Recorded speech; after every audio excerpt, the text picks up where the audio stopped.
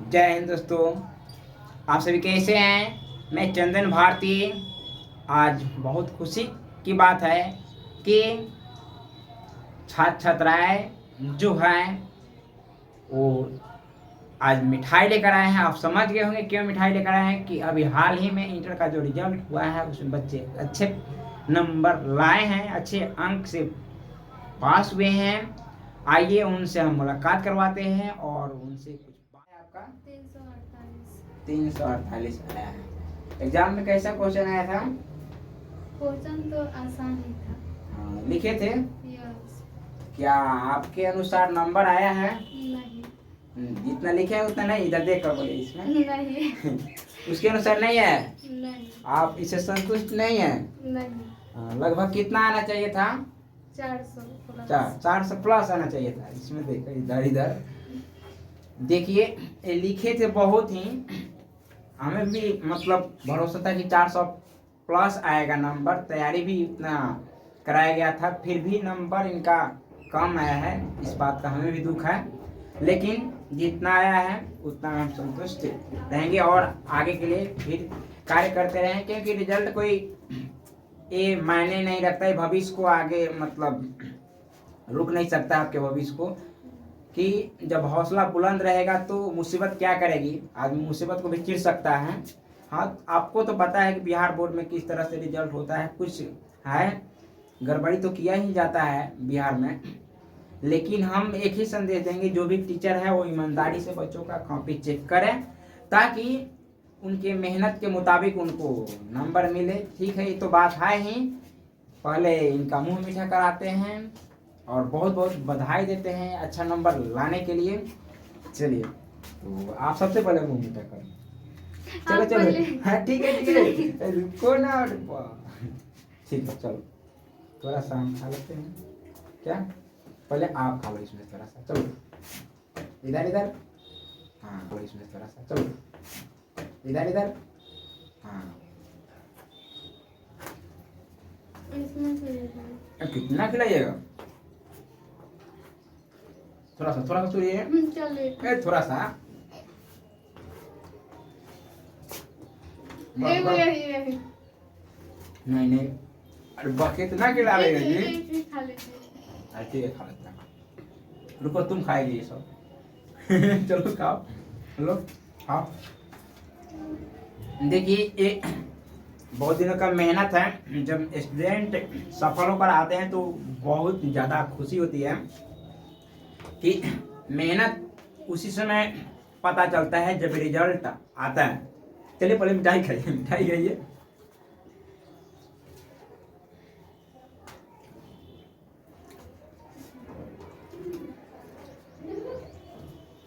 मैं और भी बच्चों को यह संदेश दूंगा कि देखिए, आप मेहनत खामोशी से कीजिए। जब आपका रिजल्ट तैयारी करेंगे तो आप बताइए किस तरह से तैयारी किए थे आप? मतलब आप जो पढ़ाए थे वो भी याद किए थे और आप सेल्फ स्टडी ज़्यादा किए थे क्या? यस। और भी मतलब क्वेश्चन जो किस तरह का जो आया था क्वेश्चन आपका, वो किस तरह से क्वेश्चन था? वो काफ़ी टफ था या इजीली क्वेश्चन आया था? इजी था। इजी था। क्या जिस तरह पढ़ाई हुआ था क्या उस तरह के क्वेश्चन आया था? यस। बिल्कुल वही आया था क्वेश्चन या यस, अलग आप था? जो पढ़ाए थे वही आया। हाँ, यानी देखिए, क्वेश्चन काफी इजी पूछता है, बस आप सही से पढ़िए। हाँ, एक होता क्या कि एक हम लोग रटा कर लेते हैं, रटा मार लेते हैं। रटा मारने से नहीं होगा, जो कि जो कंटेंट होता है आपका, जो भी टॉपिक है उस टॉपिक को अच्छी तरह से माइंड में विजुअलाइज करके पढ़िए। अरे चित्रित करके पढ़िएगा तो ज़्यादा समय तक टिकेगा वह, क्योंकि विजुअलाइज वाला जो बात होता है बहुत अधिक दिनों तक याद रहता है।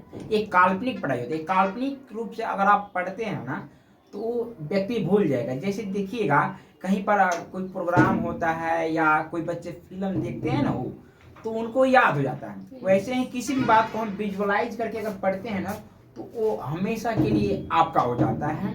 तो आप विजुअलाइज करके पढ़िए। हाँ, देखिए किन किन बातों पर ध्यान देना चाहिए बच्चों को। सबसे पहला कि जब टीचर पढ़ाते हैं ना तो वो हर एक बातों पर केयर के क्या बता रहे हैं उसकी स्टोरी को समझे, स्टोरी इजीली बना ले, यानी किताब में जो लिखा है ठीक है पढ़े, लेकिन उसको अपने मुताबिक उसको ढाले, अपने अनुसार अपने शब्दों में उसको कन्वर्ट करके उसे याद करें, तब ज़्यादा समय तक टिकेगा। फिर उसका रिवीजन करते रहें, मतलब सप्ताह में ऐसा दिन रखिए कि आप 2 बार 3 बार कम से कम उसको रिवीजन कर दें, क्योंकि रिवीजन करते रहेंगे ना तो वो टिके रहेगा, छोड़ दीजिएगा तो खत्म हो जाएगा। यानी रिपीटेशन का बहुत ज़्यादा फायदा है।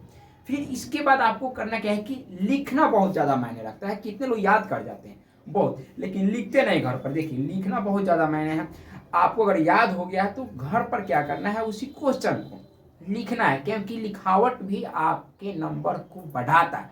लिखावट सुंदर हो और जो आंसर लिख रहे हैं उसमें शब्द की शुद्धता जो होती है ना वो बहुत ज़्यादा मायने रखती है। कितने लोग होते हैं, यानी कितने बच्चे जो होते हैं ना वे क्या करते हैं, लिखते हैं सही सही लिखते हैं, आंसर बिल्कुल सही होता है, लेकिन उसमें जो शब्द प्रयोग करते हैं उस शब्द गलत लिख देते हैं। इसलिए आप जब घर पर लिखेंगे ना तो देखेंगे आपका शब्द गलत, या आप को याद सही है लेकिन जब लिखते हो ना तो गलत लिखा जाता है वहां पर। इसलिए आप घर पर प्रैक्टिस कीजिए खूब, जो याद हो गया उसको लिखने का ज़्यादा से ज़्यादा प्रैक्टिस कीजिए, तब आप वहां पर जाकर बेधड़क तेजी से लिख पाओगे। लिखने का आदत नहीं है, वहाँ लेट से भी लिखते हो, गलत वर्ड भी लिखते हो, इसलिए वर्ड को सुधारिए, अक्षर को सुधारेंगे तो नंबर आपका बहुत अच्छा आएगा। चलिए बहुत बहुत धन्यवाद। जाइए ये भी आ रहे हैं। हाँ बहुत बहुत बधाई हो। क्या आपका रिजल्ट कैसा आया है? ठीक है, मैट्रिक से। मैट्रिक से अच्छा है। कितना आया है? 319। 319 नंबर आया है। क्या आप इससे संतुष्ट हैं? नहीं। जितना लिखे थे उसके मुताबिक आया है नंबर? नहीं आया। नहीं आया है, यानी आपके अनुसार जितना मेहनत किया गया है वो नहीं आया है, कम नंबर आया है क्या? देखिए हर एक बच्चों का एक ही शिकायत है कि पढ़े हैं हम, मेहनत किए हैं, लेकिन मेहनत के जैसा नंबर नहीं आया है। ये बच्चों का मतलब देखिए जो फीलिंग है वो खुद आपके सामने प्रेजेंट करे कि मेहनत करने के बावजूद भी नंबर कम आया है। इसलिए मैं विनती कर रहा हूँ जो बिहार बोर्ड के शिक्षक जो है, बच्चों का जीवन आपके हाथ में। देखिए साल भर बच्चे मेहनत करते हैं और ईमानदारी से वहाँ पर जाकर लिखते हैं। नहीं चीट कभी मैं नहीं सिखाता हूँ, चीट कभी न किया हूँ, न करता हूँ, न बच्चों को सिखाता हूँ और नहीं करूँगा।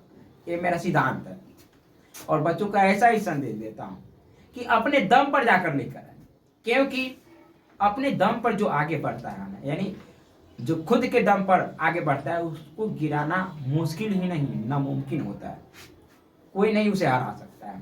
तो 319 नंबर आया है, कोई बात नहीं, क्योंकि इनके दम पर खुद के दम पर आया है, चीट करके नहीं पास हुए हैं। इनके पास जितना नॉलेज था वो खुद लिखे हैं, जो था दिमाग में जितना पढ़ाया गया उस बातों को लिखे हैं। चीट पूर्जा से पास नहीं हुए हैं। चीट पूर्जा से पास तो हो जाएंगे इस एग्जाम में, लेकिन लाइफ के एग्जाम में हम कहते हैं ना कि विद्यार्थी जो चीट करके पास करता है वो लाइफ के एग्जाम में असफल हो जाएगा।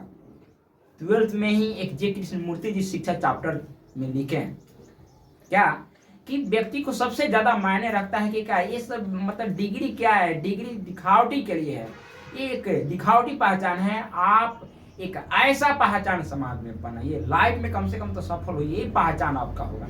लाइफ में व्यक्ति को सफल होना चाहिए।